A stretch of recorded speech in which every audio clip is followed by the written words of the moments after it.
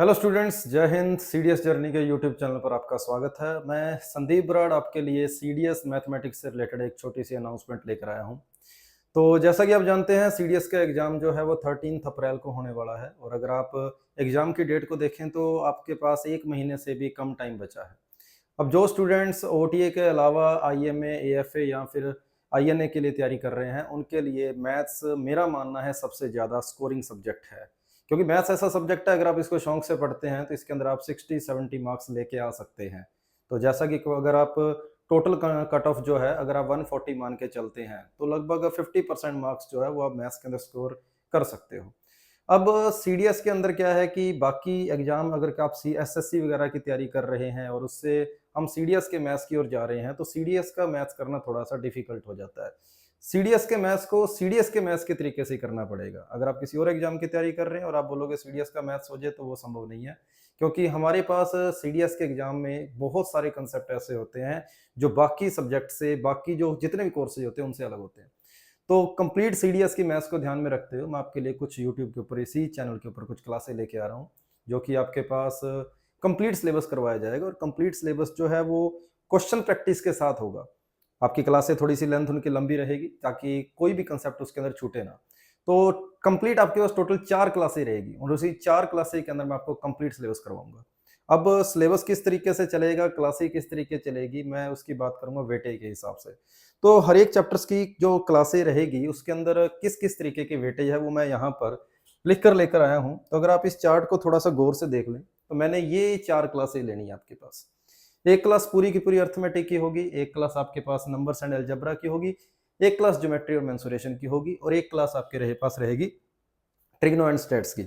अगर आप इन चारों पोर्शन की वेटेज यहाँ पर देखोगे तो मैंने पिछले 4 पेपर की वेटेज यहाँ पर लिखी है। अर्थमेटिक हमारे लिए सबसे कम स्कोरिंग रहता है, तो अर्थमेटिक कंप्लीट अर्थमेटिक जो होगी वो हम एक क्लास के अंदर कंप्लीट कर लेंगे। मैं लगभग आपके लिए 100 के आसपास क्वेश्चन लेकर आऊंगा और उन सभी क्वेश्चन से आप कह सकते हो कि सीडीएस की अर्थमेटिक आसानी से हो जाएगी। और हमारे सीडीएस के पेपर में अर्थमेटिक का लेवल बिल्कुल नकली होता है, बिल्कुल आसान क्वेश्चन आते हैं। तो अगर आप कहोगे इसमें से मान लो 15 क्वेश्चन आते हैं तो ये मान के चलो कि 15 के 15 क्वेश्चन आप 10-12 मिनट के अंदर कर सकते हो, इतना आसान लेवल आता है। उसके बाद यहाँ पर ट्रिग्नो एंड स्टैट्स है।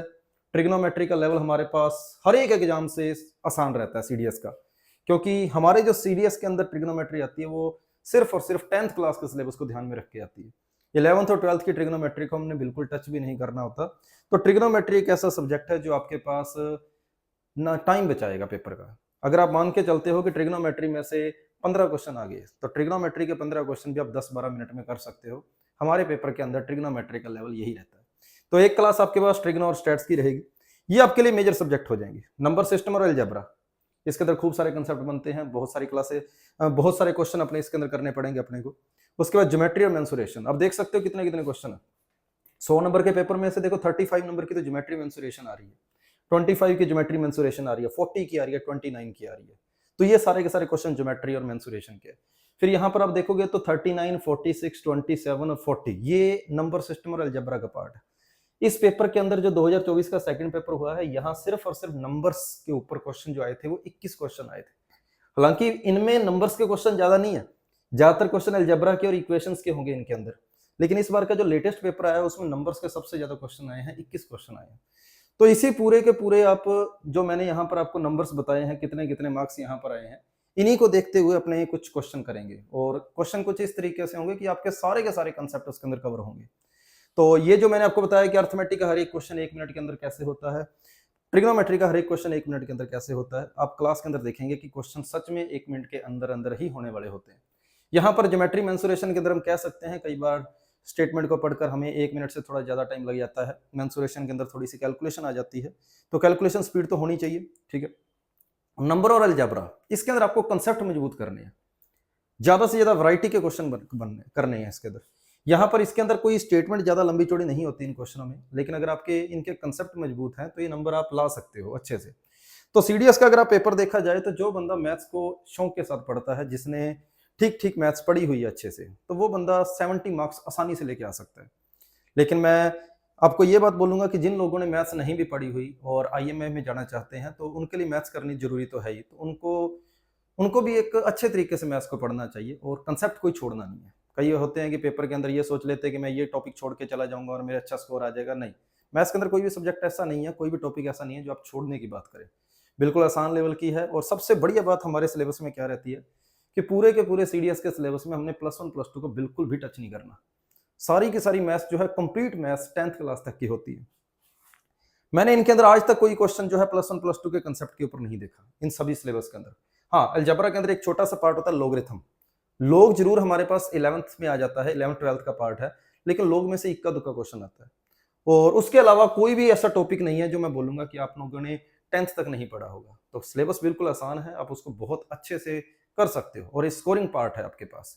और अगर किसी ने मैथ्स अच्छे से कर ली, इंग्लिश अच्छे से कर ली, तो जीएस वगैरह के अंदर अगर आपके थोड़े बहुत नंबर कम भी रह जाते हैं, तो फिर भी आप अच्छे से कट ऑफ पार कर सकते हो, अच्छा स्कोर कर सकते हो। अब क्लास का शेड्यूल क्या रहेगा? तो जैसा कि मैंने अभी आपको बताया कि 4 क्लासें लूँगा मैं। इन चारों की एक-एक क्लास होगी और जिसका स्कोर ज़्यादा है, वहाँ पर अपने क्वेश्चंस ज़्यादा होंगे और जिसकी वेटेज थोड़ी कम है, उसके क्वेश्चन अपने थोड़े से कम लेंगे। तो क्लासें थोड़ी लंबी क्लास चलेगी और क्लास की मैं कभी टाइमिंग के बारे में नहीं बता सकता कितनी लेंथ रहेगी क्लास की, वो टॉपिक के ऊपर डिपेंड करेगा। लेकिन इतना है कि नेक्स्ट वीक से जो है हम क्लासें शुरू कर रहे हैं और 4 क्लासें के अंदर कंप्लीट सिलेबस करेंगे और क्लास की जो अपडेट है, वो हम आपको टेलीग्राम चैनल पर मिल जाएगी। सीडीएस जर्नी का टेलीग्राम चैनल आपको पता ही होगा और जो भी क्लासेज है, उसको मैं जल्दी से शेड्यूल भी करा देता हूँ। आप 1 आधे दिन के अंदर शेड्यूल के अंदर सारी क्लासें देख पाएँगे। थैंक यू सभी को। जय हिंद।